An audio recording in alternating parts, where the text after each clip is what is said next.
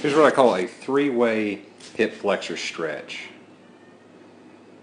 Right here, David has his glutes contracted, his tailbone sort of tucked. He's driving his belt buckle towards the machine, and he is probably feeling a pretty decent stretch down the front of the right thigh. And this is pretty conventional kind of a hip flexor stretch that you may be familiar with.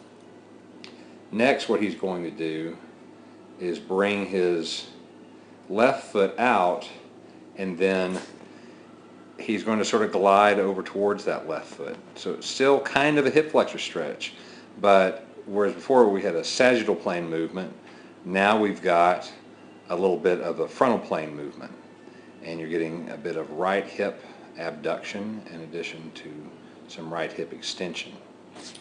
And then after that, he is going to bring that left foot across his midline.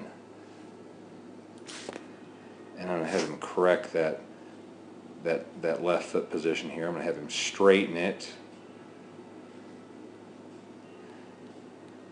But what he's going to do is still continue with a type of hip flexor stretch, but now we've got some right hip adduction happening here. And it's just a little bit of a different way to hit the hip flexors and to work on hip extension of the right hip. We're getting about 10 reps on all those.